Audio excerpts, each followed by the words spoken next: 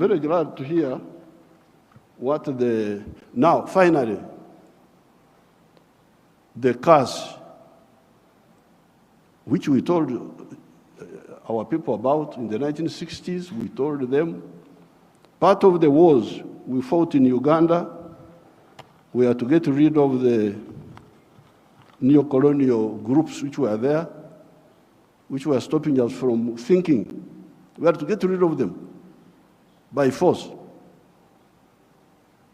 But one of the problems was Africa producing raw materials, matière primaire, they call it in Français, matière primaire. Raw materials. Imagine coffee. The global value of coffee is $460 billion. All the coffee producing countries of the world, Brazil, us, all these, we only get 25 billion of that. Out of the 460 billion, the coffee producing countries get 25 billion. And Africa gets only 2.5 billion. 900 million of that comes to Uganda because Uganda produces a lot of coffee. A country like Germany, which has no coffee, earns $65 billion from coffee. So,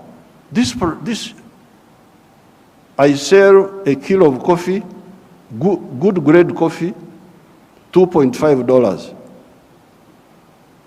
Somebody in London would get $241 from that 1 kilo. Okay, there are other costs on the way. I don't want to, because he's the owner of a restaurant and so on. But coffee roasting, coffee grinding, coffee packing must happen here in Africa. It must happen at source. The shirt I'm putting on is Ugandan cotton. I don't put on foreign clothes.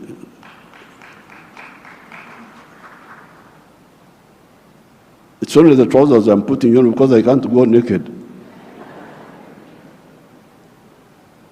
Because they have not solved that problem for me.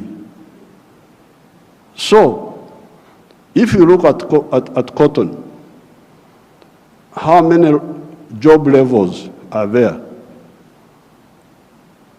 Job levels. You grow the cotton. Okay, that one we do. Those jobs we do. We gene the cotton.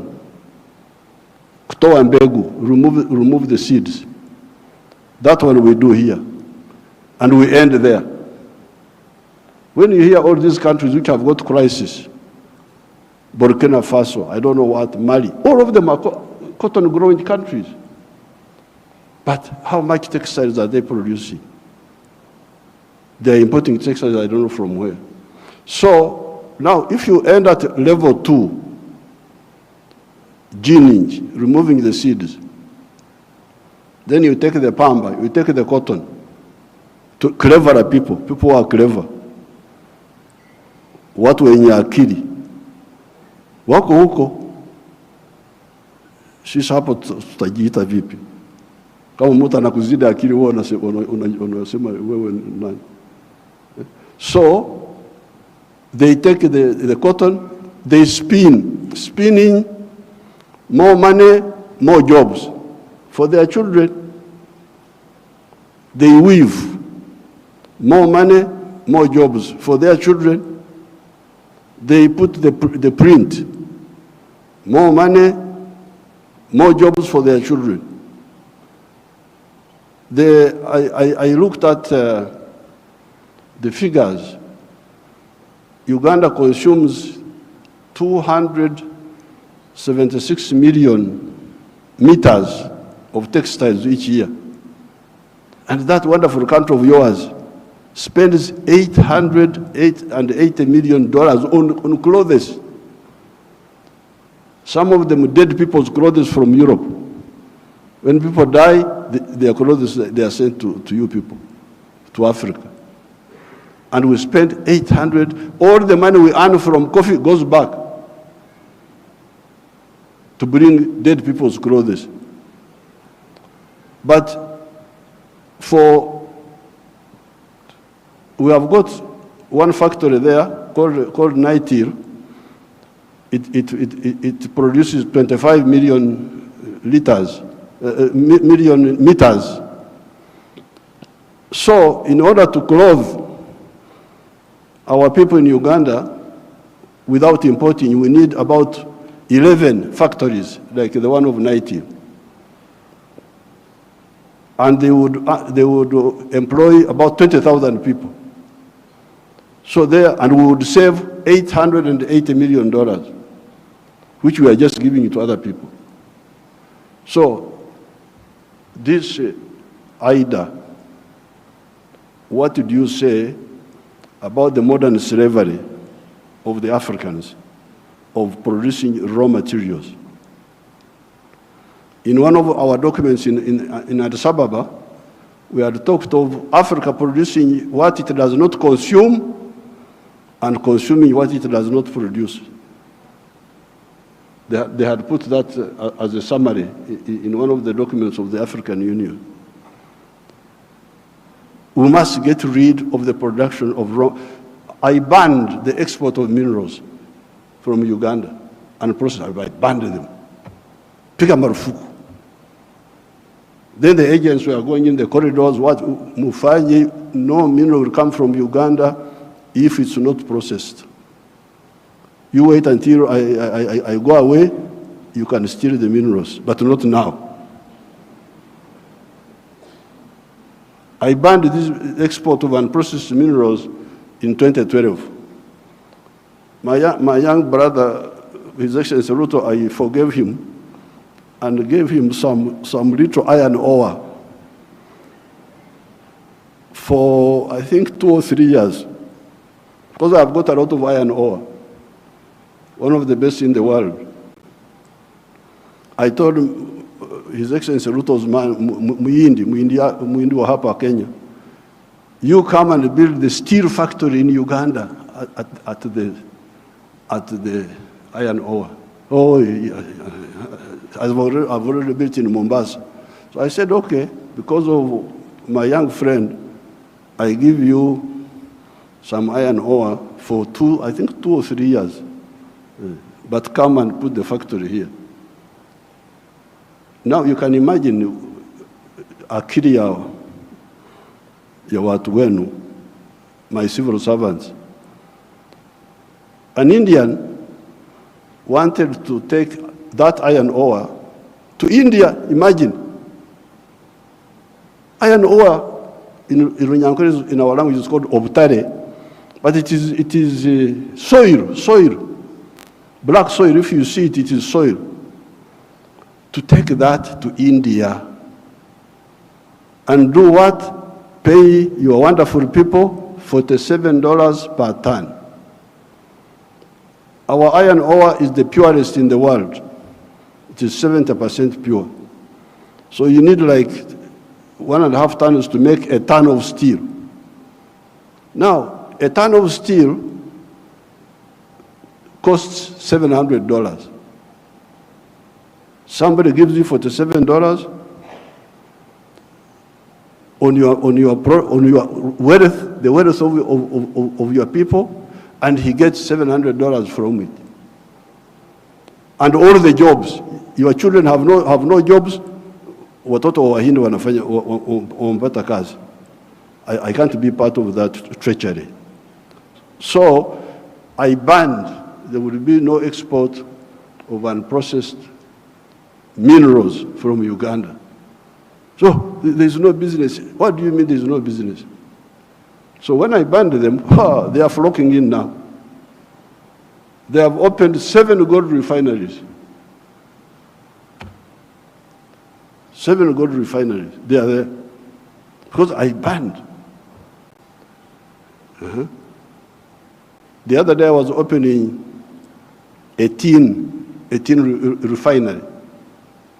You can imagine this tin, and the Suluhu, Samia may know where we were, the power station, both sides, the Uganda side and the Tanzanian side.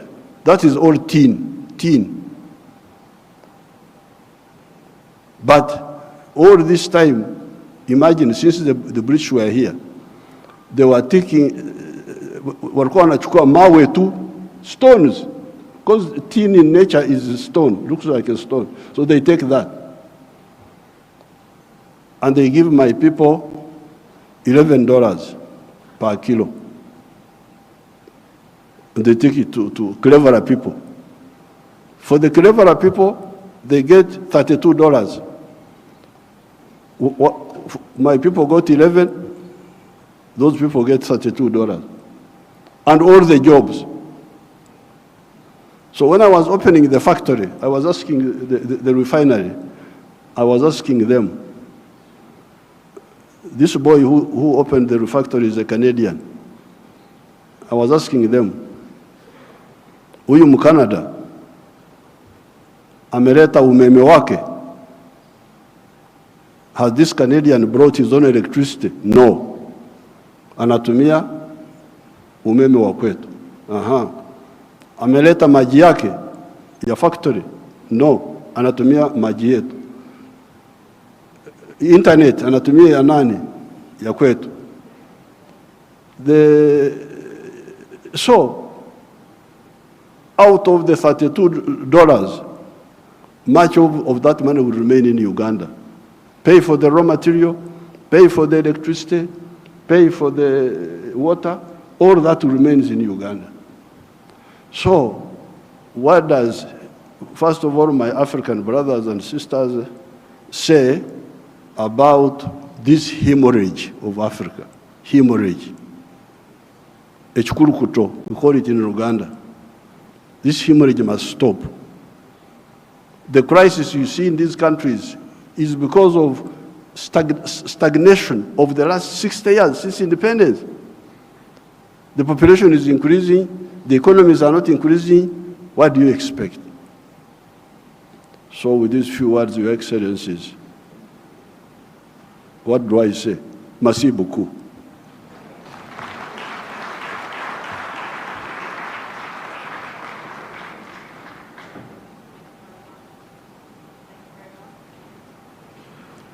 Thank you very much, Your Excellency, President Yoweri Museveni. May I call upon His Excellency, Professor Faustin Archange Touadéra, President of the Central African Republic, to please come and give some remarks.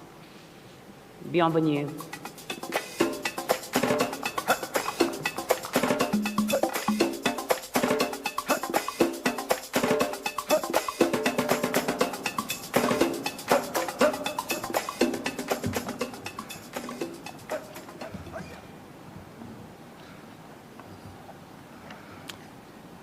Excellence, Dr. William Samuel Ruto, Président de la République du Kenya, très cher frère, Excellence, very dear brother, Your Excellencies, ladies and gentlemen, heads of government and state, the President of the Banque Mondiale and distinguished guests, ladies and gentlemen, allow me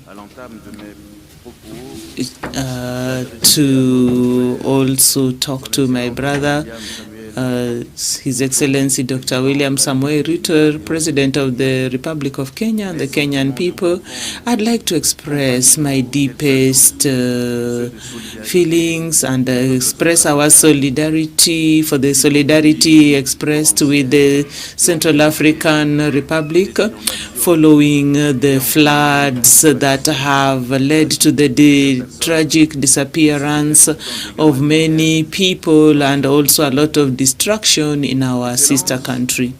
Your Excellencies, ladies and gentlemen, I take to the stage now, representing my country, the Central African Republic, on this occasion of this summit or Heads of State Summit, or Summit of the Heads of State and Government in the ambitious reconstitution of resources of the AIDA 21 for Africa.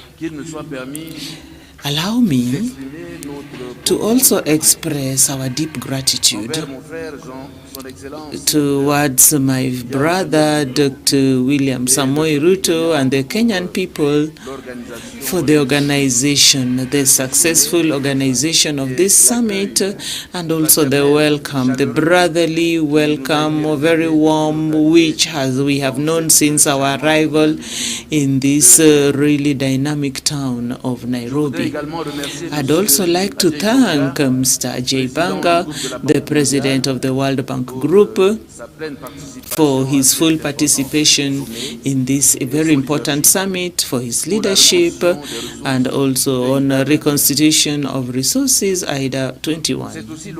It is also the moment to express my deepest gratitude to the World Bank for the multifaceted approach that we have been given today.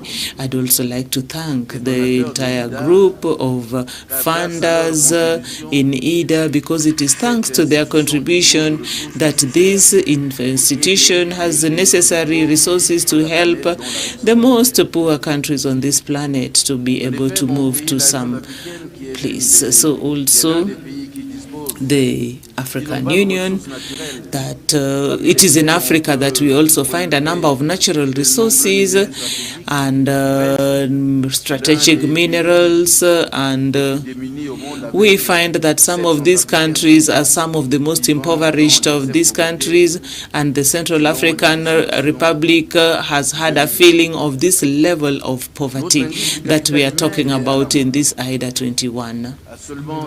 So we talk about 0.8 percentage growth, which means that a child who was born before the pandemic will only realize 28% of his potential if he has received any education and other services adequately. In 2021, up to about a larger percentage had achieved basic sanitation, but we also had 80% who had no access to electricity or internet by 2017, according to the United Nations. So in April of 2024, so 40% of Central Africans would not eat a full meal. So we are told that there are millions of people, that is about 46% of the population, are living in extreme vulnerability in this 2024, and which needs urgent humanitarian action. Now, in such a very difficult national context, exacerbated by the consequences of the COVID-19 pandemic and also tensions at international level, the contributions of the World Bank Group to fight against poverty and also the promotion of socio-economic development are essential, if not vital. In fact, IDA 21 had already borrowed $370 million, already showing its importance in our quest for reducing poverty. So this kind of financing allowed for the construction of a solar park near the capital in Bangui to supply electricity to 60,000 habitants. So we appreciate such a support that also helps us to reach communities that are displaced, also reaching out to vulnerable households. And when you're talking about 40 American dollars for each person, allows us to come up with, support them to come up with income generating activities and continue with education. The project, the support project, and the health sector allowed us to open clinics that are open to millions or 1 million people, with about 362,000 prenatal visits, and where people can also receive psychosocial support, especially where there has been gender-based violence in the districts. That also reached 292,000 people. Now, these figures are 142 million American dollars that have been put in projects, amongst which 16 national projects and 3 at regional level. So cumulatively, we are talking about a reach of 48%. We'd like to reiterate our wish that these projects that are still in the pipeline be fast-tracked to also help us reach a wider group of the population. Like it was noted, IDA financing has contributed to improve on the livelihoods in the towns and also to mitigate the effects of conflicts and underdevelopment. So we are talking of strengthening of actions and also projects that are underfinanced, and also as we look at having more of the sustainable projects.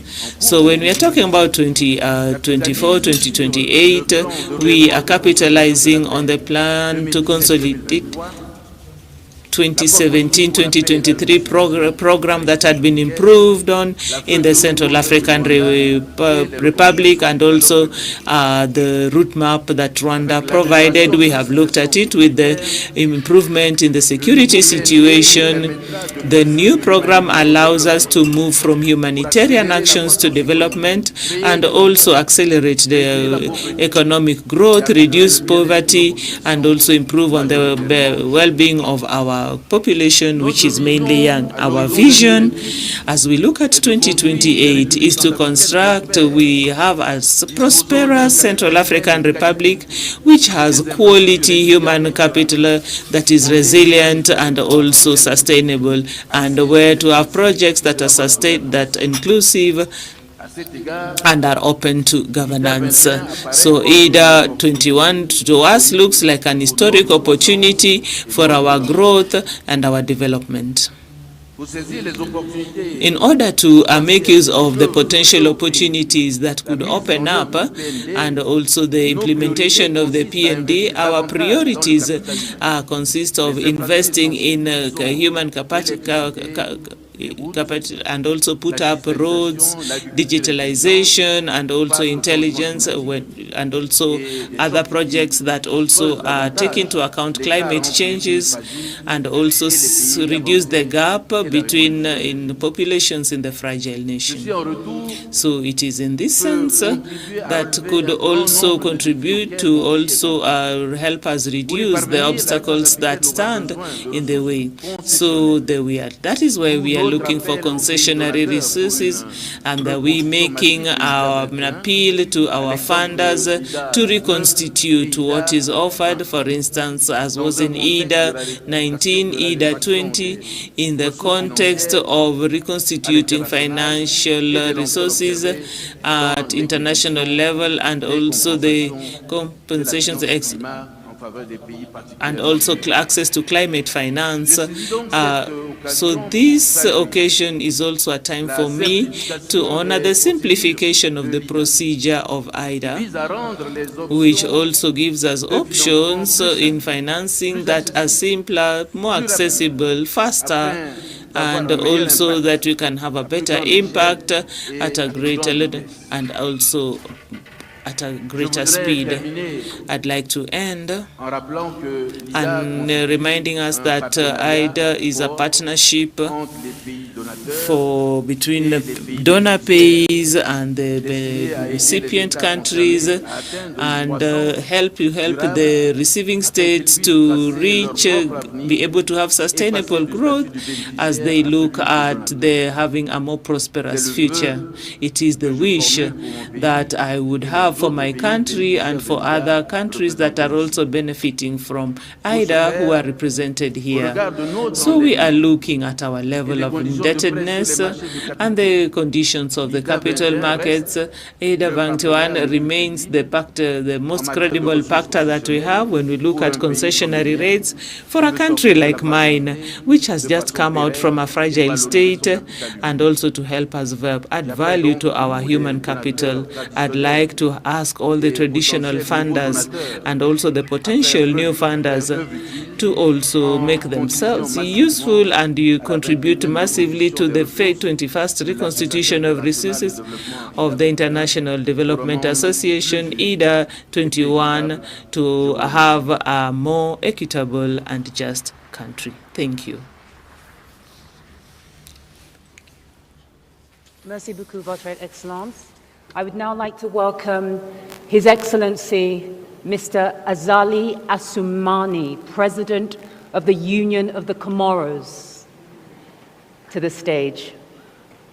You're welcome, Your Excellency.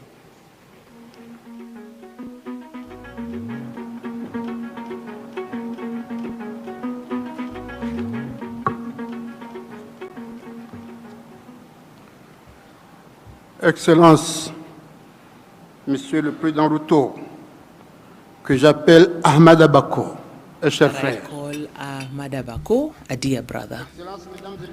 Your Excellencies, ladies and gentlemen, heads of government and state, Your Excellency, Monsieur Ahmad Ghazouani, the President of the Conference of the African Union and the President of Mauritania, Your Excellency AJAABU, the President of the World Bank Group, ladies and gentlemen, the heads of international institutions, distinguished guests, ladies and ladies, greetings to all. I'd like to first of all express on behalf of my delegation and on my own my gratitude to our brother, the President Ruto, for the perfect organization of this summit, and also to our brothers and sisters in Kenya for their warm hospitality and in this beautiful town of Nairobi. As we meet for this crucial summit in order to deliberate on the question of reconstituting the resources under AIDA 21, I'd like to first of all to underline that Africa finds itself today in a crisis, unprecedented crisis. So when we are looking, there are a number of obstacles, there are economic disparities, environmental degradation, security and health crises, and inequalities in education. However, in the midst of all these problems comes an opportunity that is exceptional for collective action and also for transformative change. Our continent is in effect has a lot of potential resources to help us. And also, when we talk about very important human resource. So, to be able to play its role in the world economy, Africa needs big investment in a number of development areas. Ladies and gentlemen who are here, so AIDA has proved to be an ally that in our path we're heading to towards sustainable development. It is unique in the world where $1 from the developing countries is also supported by $4 for the financing of development projects. As we engage, this is the trajectory of the IDA 21. It is important, it is imperative that we also recognize the indispensable role that this institution has played in the promotion of inclusive growth and also prosperity in Africa. As such, the $23 billion of reconstitution in IDA 2020 allowed the institution to mobilize $93 billion for financement for the member countries, of which 20% have been engagements that are destined to reach African countries. So we can agree with me that is in a very difficult context of access to financial markets. The IDA instrument needs to be honored, thanked, and also strengthened by our contribution that is very important as partners. Also, we also express our deepest gratitude to all our partners, first of whom is the World Bank. So thanking it for its robust and continued engagement and support that is appropriate to help us do away with the obstacles to development that our countries face. So this robust reconstitution of IDA comes from the simple need that is financial and also incarnates a moral imperative and also underlies to ensure that no one is left behind in our quest to be more ready for the African countries. As such, and IDA 21, that's ambitious, should give priority to efforts to invest in development areas such as agriculture, energy, infrastructure, and the climatic adaptation before supporting creation of work of quality workforce of young people and underprivileged groups. So this would be created from IDA 18.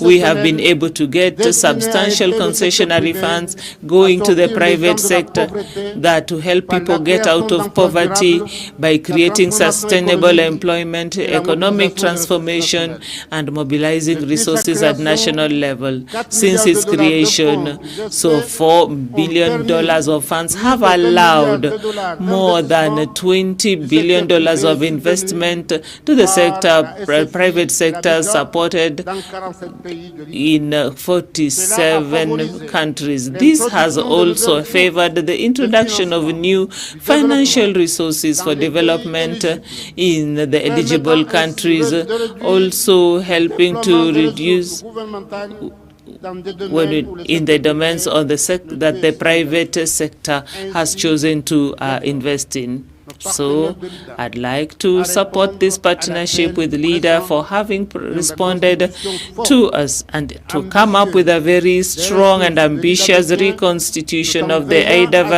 21 and to make sure that the resources are also meet the aspirations, the collective African aspiration. And in addition to the contributions of our partners, we cannot underestimate the transformative power of technology and cooperation and regional cooperation. So when towards the realization of this SDGs for our economies, allow me also to underline the importance of accepting the IDA 21 with as a task that we take with determination, conscious of the importance, responsibility that we have in common. So we need to come to also support this resolution as we look forward to a better future for Africa, because it is only when we have access to this that we can also achieve the Africa that we all dream about collectively. Your Excellencies, ladies and gentlemen, I wish to underline the situation that island states such as Camoros are facing. So we would also have to have a plan that also takes into account the effects of climate change, like tsunamis, cyclones, and also floods. The situation is very alarming. So this needs a particular attention from our partners, our development partners like IDA. So as such, my country is advocating that IDA should to look at the specific problems that island states that face as vulnerable states. They are very fragile, and also they are also touched in the environmental sector. They face a lot of food insecurity. They also have external shocks of all natures, and also this means that are dealing with very specific objectives that would help us adapt to climate change. And as such, I would like, ladies and gentlemen, to conclude my proposal by a African proverb when we say that we do not handle things singularly.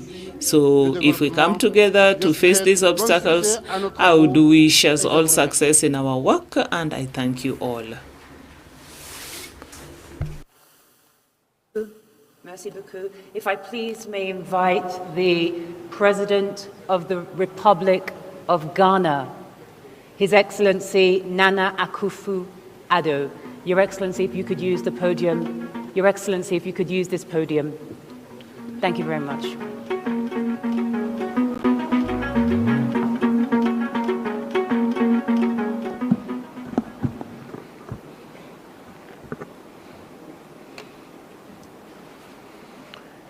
Your Excellency, President of the Republic of Kenya, William Ruto, Your Excellency Mohamed Ghazouani, Chair of the African Union and President of the Islamic Republic of Mauritania, Excellencies, Heads of State and Government, the President of the World Bank, Mr. J. Banga, ladies and gentlemen, I thank the dynamic President of the Republic of Kenya, His Excellency William Ruto, for the invitation to speak at the summit of the International Development Association, IDA, and for the hospitality of the Kenyan government. This gathering serves as a platform for collaboration and a catalyst for transformative change.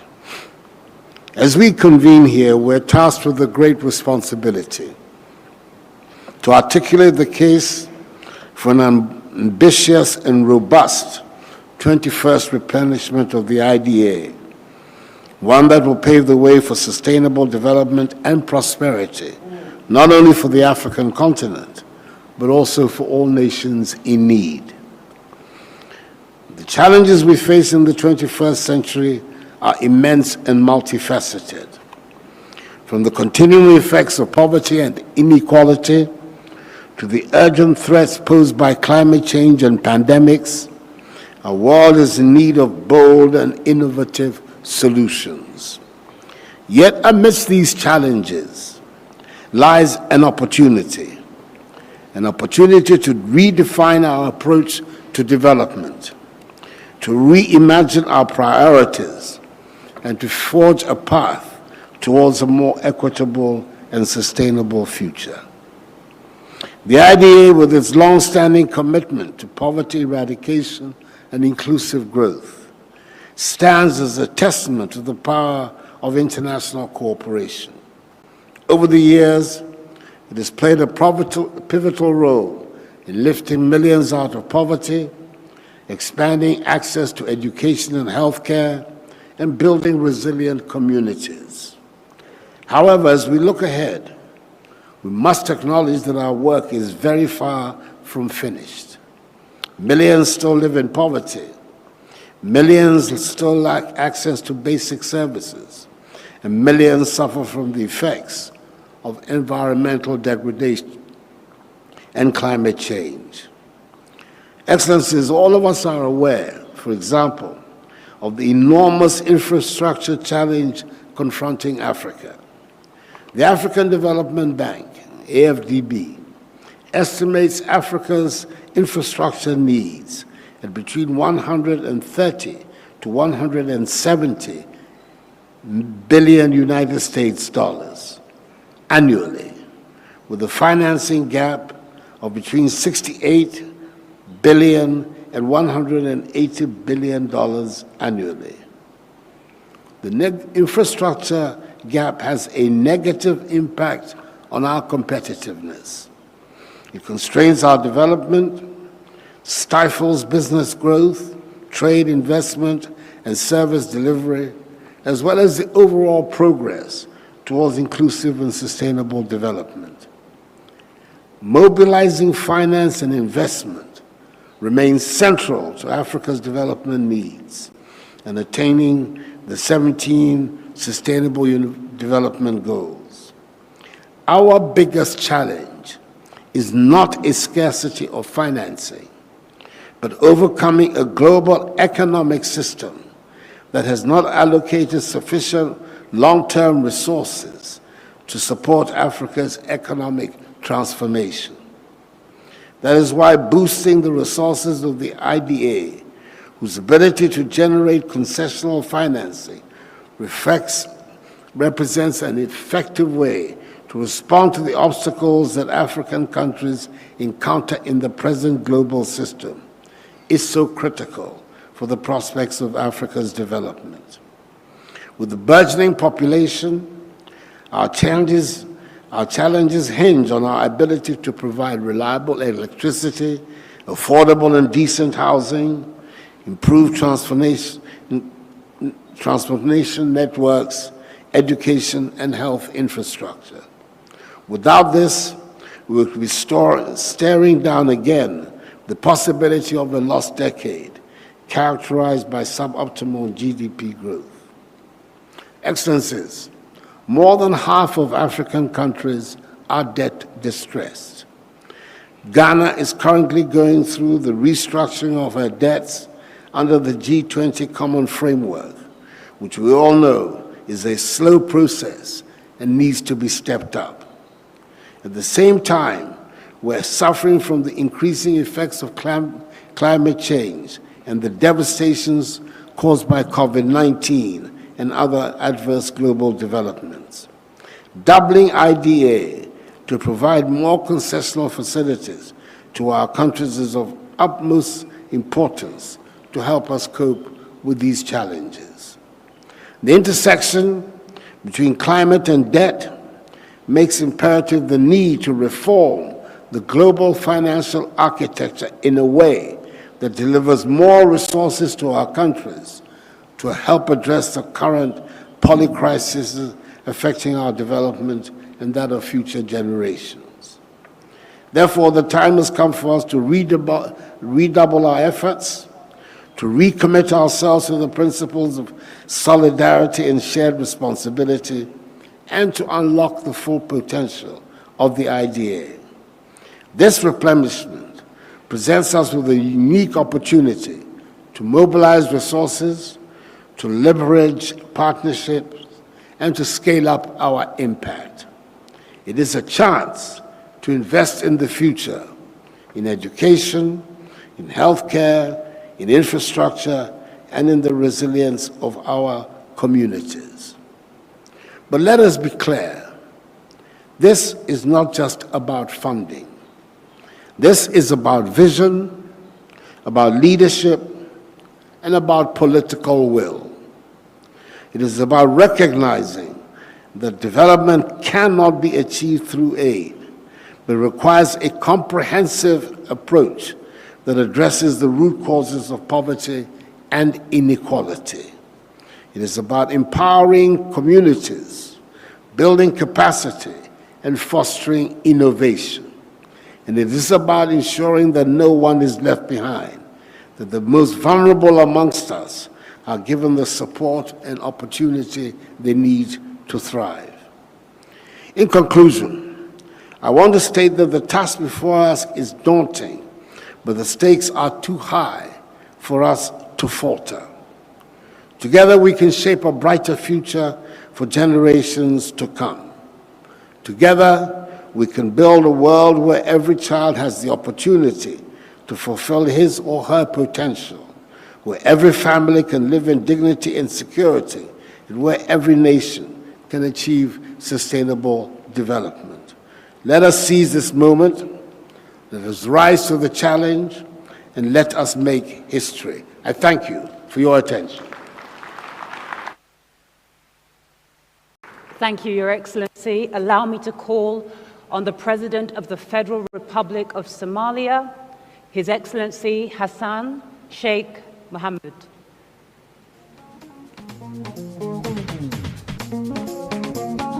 Thank you, Your Excellency.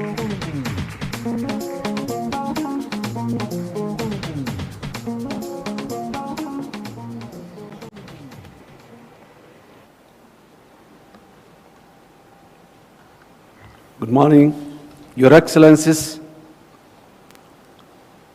Your Excellency, Dr. William Ruto, President of Federal Republic of Kenya,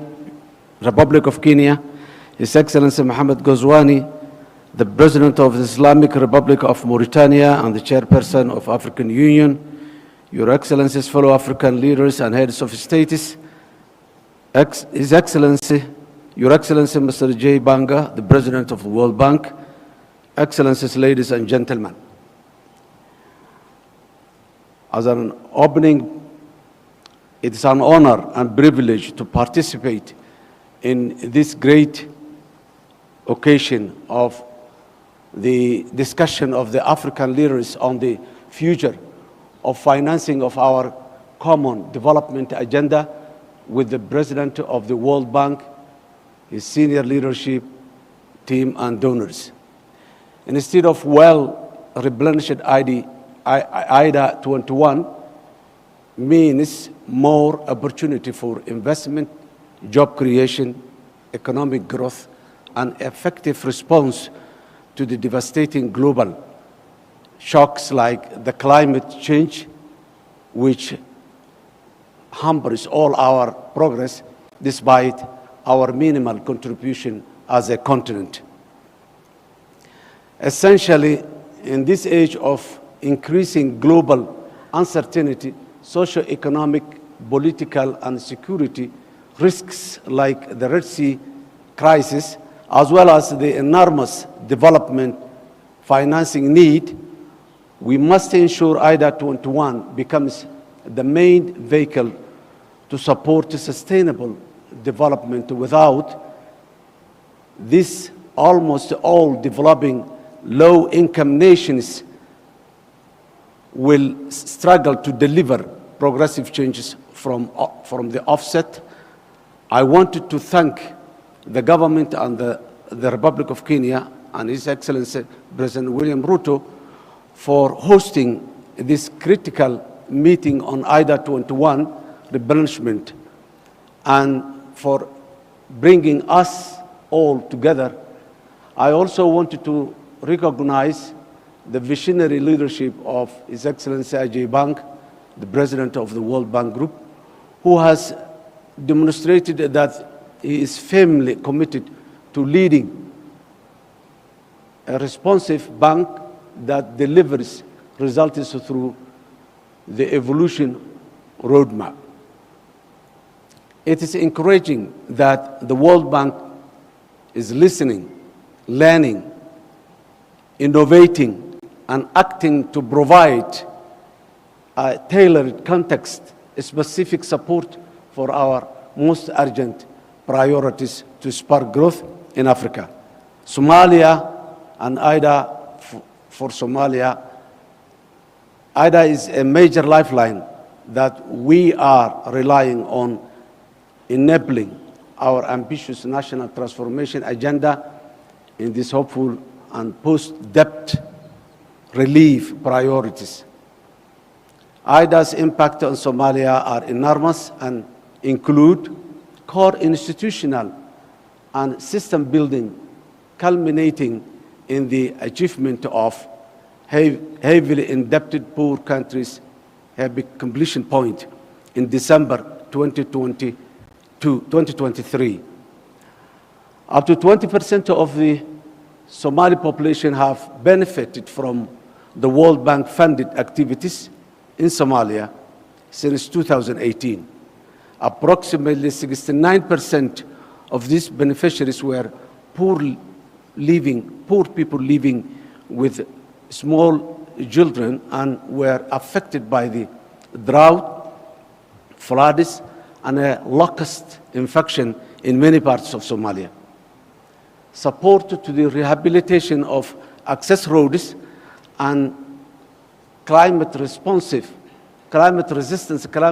infrastructure in many parts of Somalia and many municipalities in corners of Somalia bring various benefits to millions of people, including internally displaced people, IDPs, that had migrated to urban areas due to security, natural disasters, events. Provision of effective livelihoods and life-saving assistance to our citizens throughout the triple crisis of climate shocks, locust infestation, and COVID-19 pandemic. Essentially, IDA in Somalia has meant more vulnerable people out of extreme poverty, more social protection, and women and children are focused on supporting government institutions by helping those vulnerable groups. Despite our successful decade, long economic reforms to achieve debt relief throughout the highly indebted poor countries initiative, HIBIC, we remain among most fragile states in the African continent and the world. Without doubt, Somalia has come a very long way from where we were on a decade ago in terms of macroeconomic stability and socio-economic development. We also have exciting and empowering plans to keep the reform momentum going on, to lock in the vital gains we have made and build on them for a transformative change. However, these efforts require resources. Accordingly, we require the upcoming IDA 21 replenishment to be of the scale and ambition that will help shift the situation from fragility to resilience and growth in Somalia. And this can only happen through greater investment in human capital, infrastructure, social protection, job creation, increasing affordable energy access, and building resilience to the disastrous and disproportionate impact of recurrent and cyclical climate emergencies in my country through IDA 2021. Excellencies, ladies and gentlemen, as a government, we are truly committed to build on the economic reform gains from the debt relief process by the future. Further enhancing domestic revenue, mobilization and strengthening public and financial management, debt management, and deepening financial sector development in Somalia. We are cognizant that the most reliable income for the nation is what it collects from its citizens and investors to reinvest the priorities and the public service needs accordingly. With a focus on clear laws and more efficient and effective tax administration, we are steadily growing domestic revenues. Excellencies, ladies and gentlemen, I would like to conclude that AIDA is a tool that helps Africa to progress, and in particular Somalia to move forward as fast as we can. Adjustments, tolerances, and flexibility is what is required in the years to come to benefit from the AIDA resources. Again, I would like to thank the government and the people of Kenya for providing us this opportunity to discuss about the future of our nations in economic development. I thank you.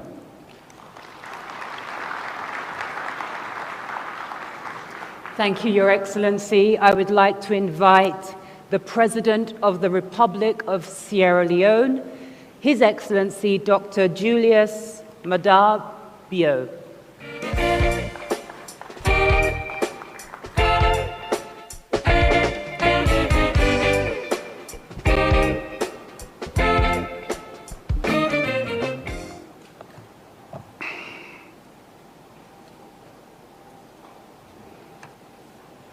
Thank you very much, Madam Moderator. Your Excellency, Dr. William Ruto, President of the Republic of Kenya, the African Union Chairperson and President of the Republic of the Islamic Republic of Mauritania, His Excellency Mohammed Ould Sheikh Al Ghazouani, Your Excellencies, Heads of State and Governments, President AJAABU, and senior management of the World Bank Group, representatives of the United Nations, the African Union, and other regional bodies, representatives of governments, distinguished ladies and gentlemen, I bring you very warm greetings from the government and people of Sierra Leone.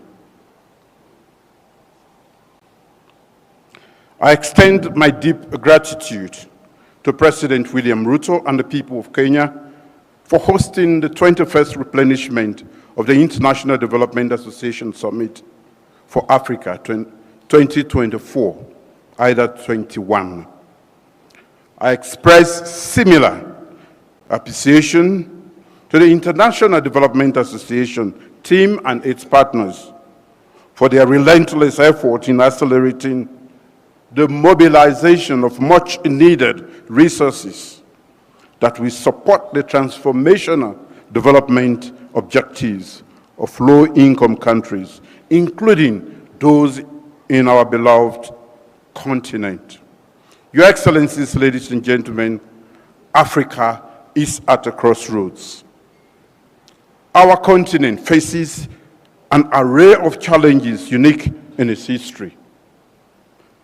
Recovery from the devastating impact of COVID-19, rising debt and economic vulnerability, political instability, the growing disruption of climate change, often compounding underlying fragilities, and the full crisis triggered by the conflict in Ukraine. According to the Sustainable Development Goal Report 2023, if the current trends persist, about 7% of the world's population, which is 575 million, we remain in extreme poverty, with most of them being in sub-Saharan Africa. Many governments in Africa are making huge strides to advance sustainable development and alleviate extreme poverty in their countries, in alignment with targets set out in the African Union Agenda 2063 and the United Nations Sustainable Development Goals, SDGs. However, with 6 short years left to achieve the SDGs, most of our countries are not on track to meet the targets. Under current circumstances, a business-as-usual approach to Africa's development is not going to work. We need a change in our approach. We need a bolder vision that will transform Africa, reduce its vulnerability in a turbulent world, and set it firmly on a path to sustainable growth and prosperity. Our current exigencies call for decisive and collaborative actions from African governments and the international community, and reliable development partners, such as the World Bank Group, to usher in sustainable transformation in Africa. For IDA to remain relevant to the evolving needs of member countries, especially in Africa, it must grow and adopt responsive and innovative mechanisms to finance transformational development. Our collective aspiration to accelerate development in Africa by providing sustainable financing from IDA 21 replenishment remains a critical milestone that must be achieved with resounding success. A renewed commitment to good governance, transparency, and accountability must be central to our efforts. These are the cornerstones upon which we can build resilient institutions and foster an environment conducive to investment, innovation, and economic growth. Therefore, Sierra Leone unreservedly endorses the Nairobi IDA communique and looks forward to working with recipient African nations to advocate for a mega 21st IDA replenishment. The communique reflects our vision to ensure prosperity of Africans and particularly safeguard the aspirations of Agenda 2063 and the SDGs, which aim to end poverty, protect the planet, and ensure that by 2030, all people enjoy peace and prosperity. Today, as we present the IDA Nairobi communique, we are optimistic that the provision of additional resources would support our vision for a climate-smart, resilient, and integrated Africa.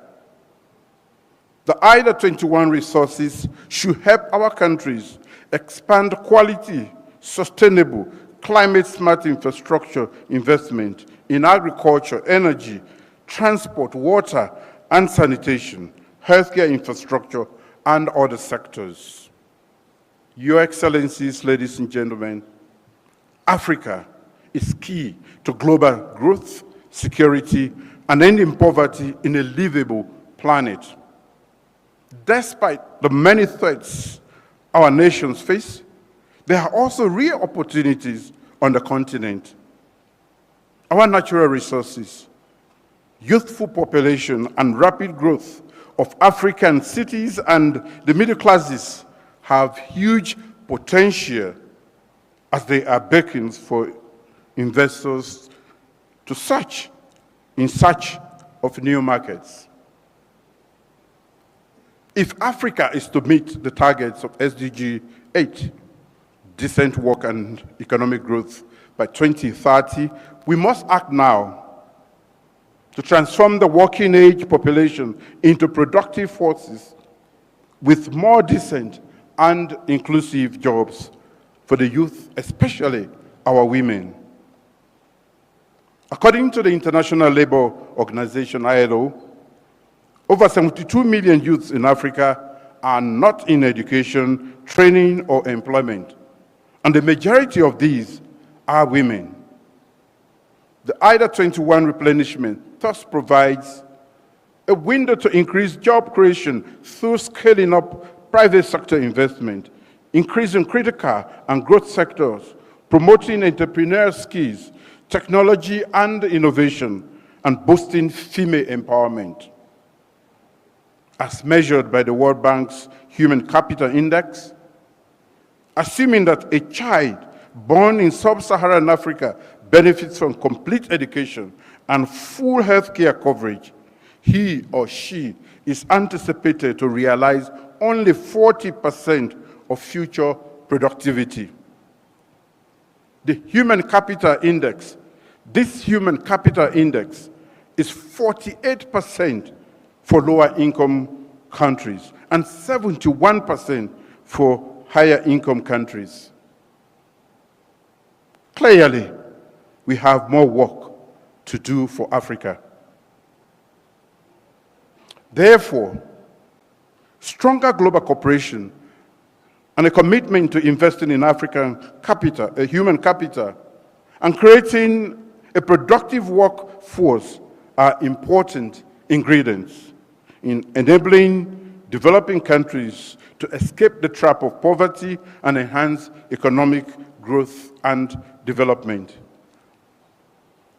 As we all strive to prioritize education and skills development, enhance quality health and well-being, and promote social protection policies and coverage, we must do so with a strong desire and will to advocate for increased resources that will make an indelible footprint in our lives for our people. In our collective action for IDA 21 replenishment, we must ensure that women and girls, we must ensure that empowering women and girls is not optional. It is a condition for achieving inclusivity and sustainable development on our continent.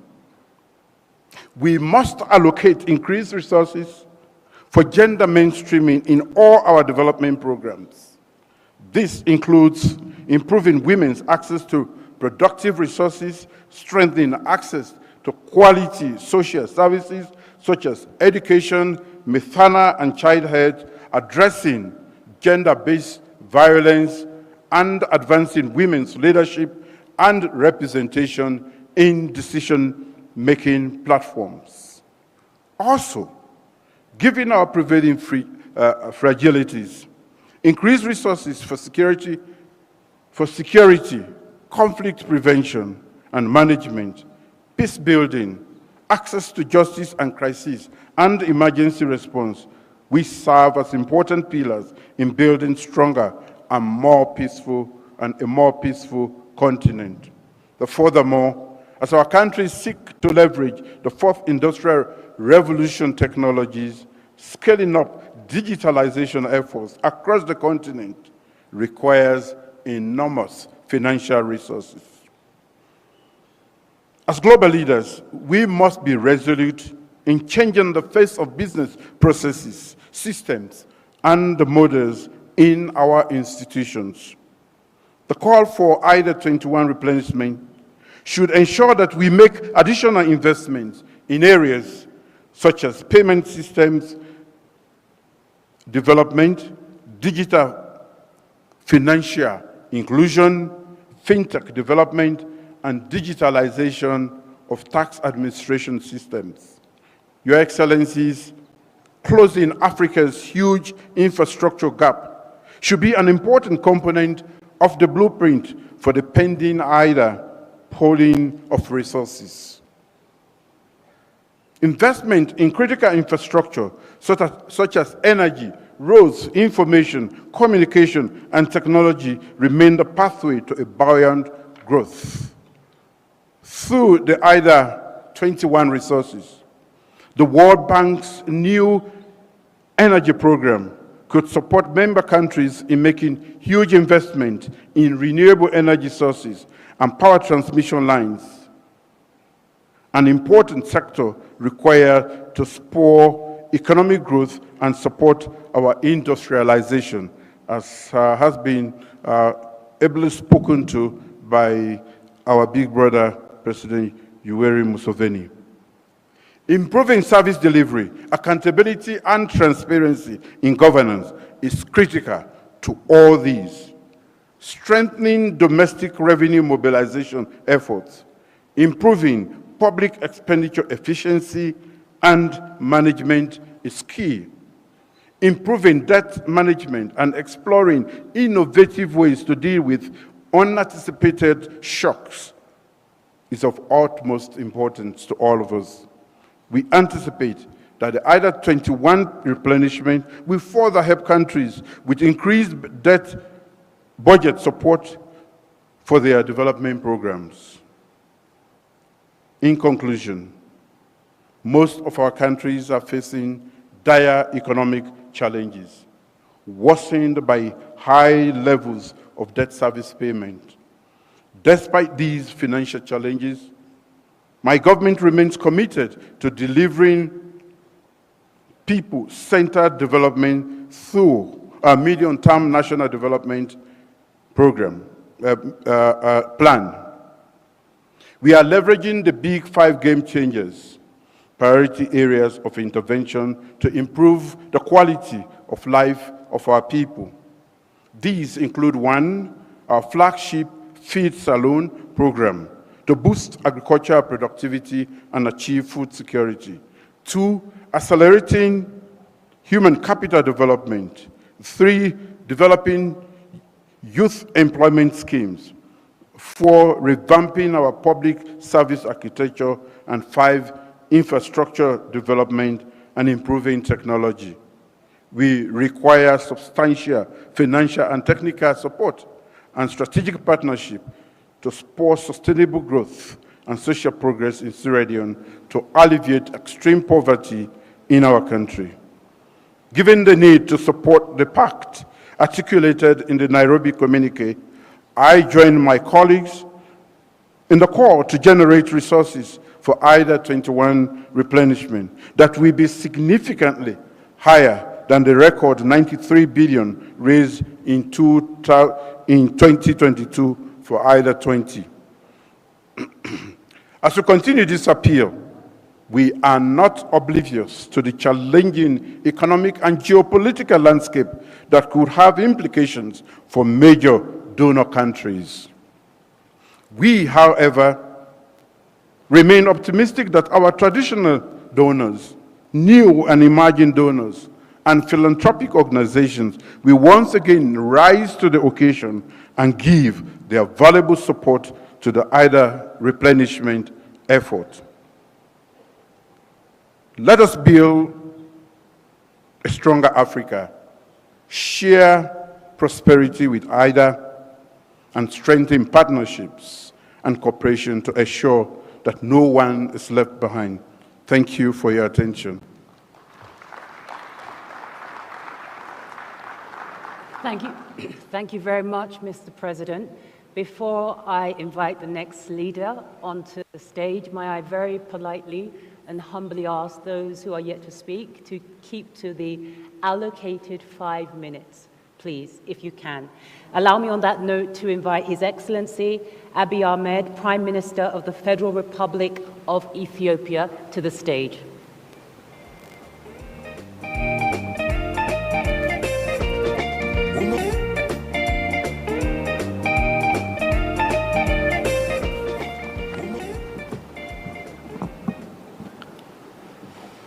Your Excellency, President William Ruto, Your Excellencies, Heads of State and Government, Your Excellency, AJAABU Bank Group President, IDA representatives of other regions, distinguished invited guests, ladies and gentlemen.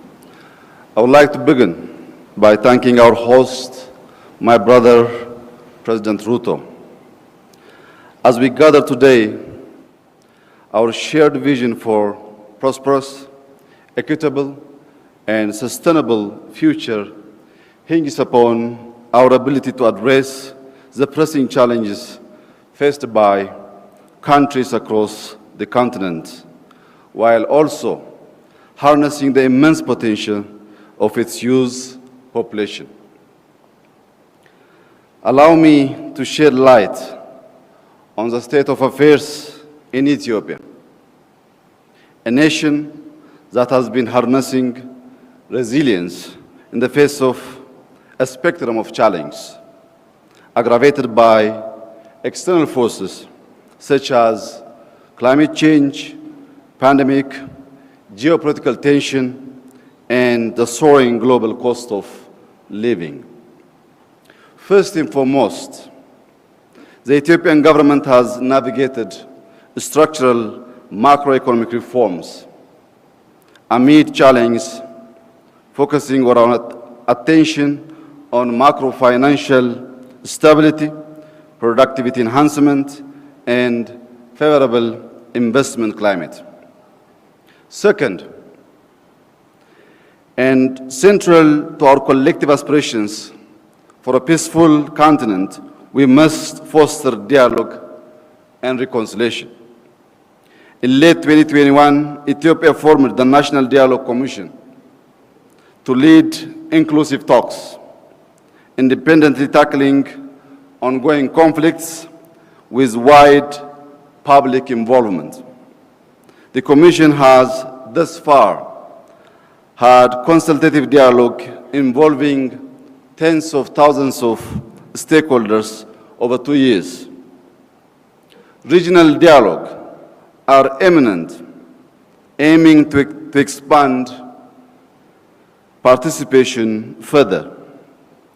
Third, like many AIDA countries, Ethiopia faces unemployment and a skill gap challenge, with the government prioritizing accessible education to empower citizens while encouraging youth engagement in startups across various fields.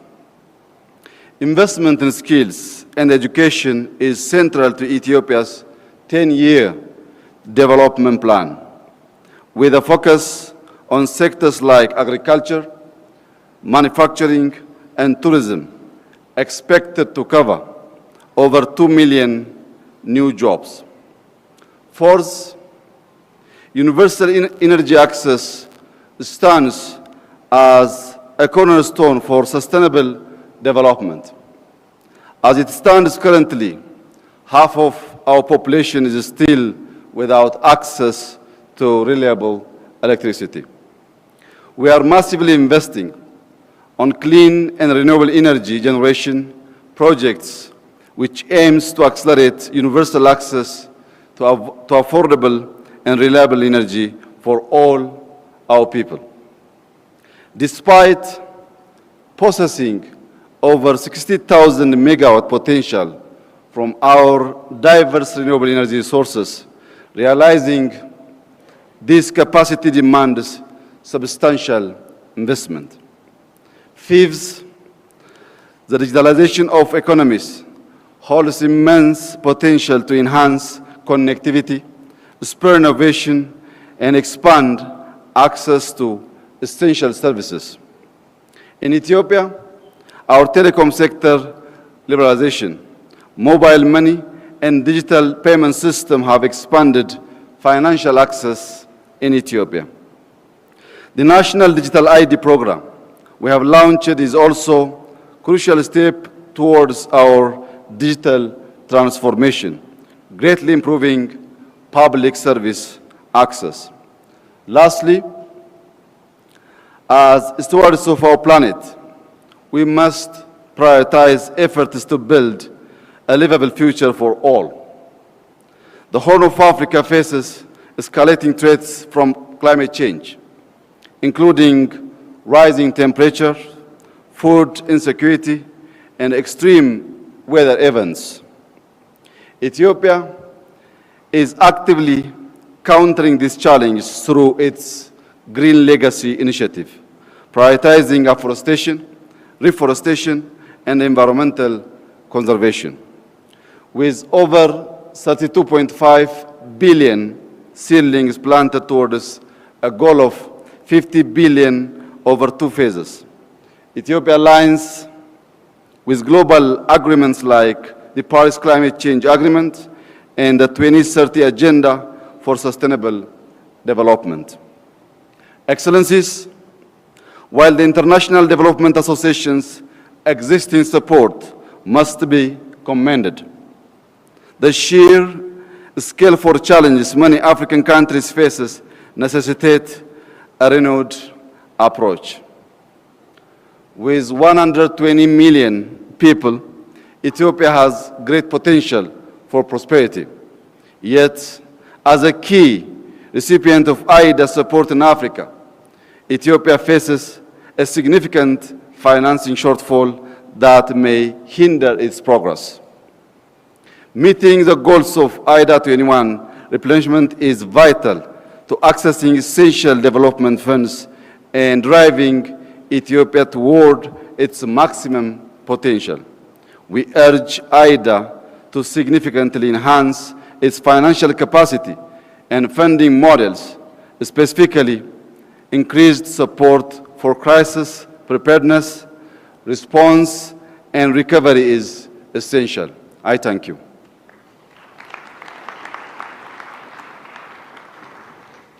Thank you, Mr. President.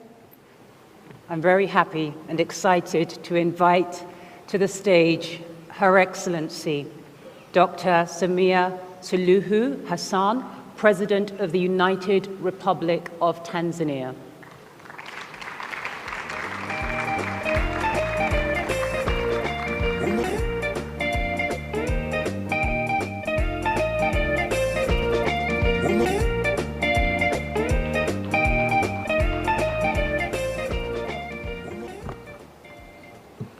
Your Excellency, President William Ruto, our host, Chairperson of the African Union, President Mohamed Ghazouani of Mauritania, Excellencies, Heads of State and Government, President of the World Bank, ladies and gentlemen, I thank President Ruto and the government of Kenya for the warm hospitality extended to us and commend him on successful hosting of this summit.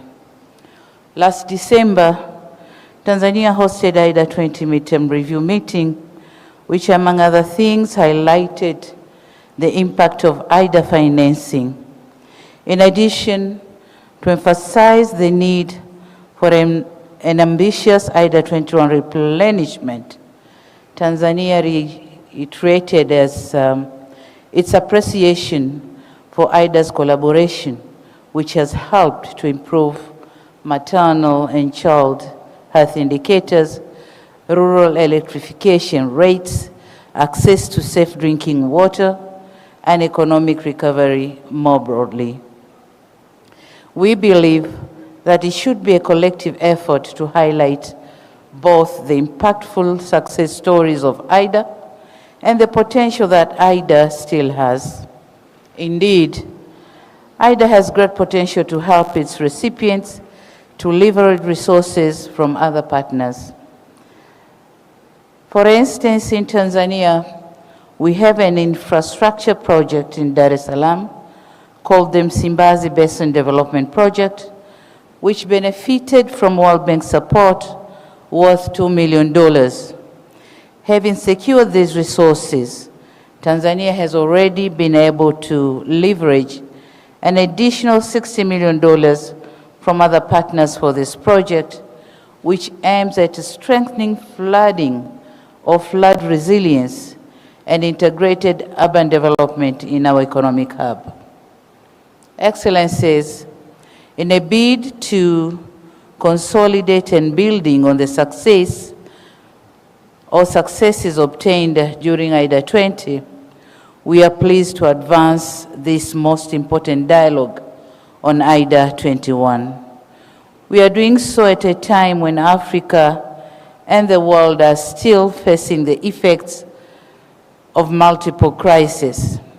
In light of this crisis, coupled with significant shortfalls in development finance and shrinking fiscal space, what is required in going forward are more concessional resources.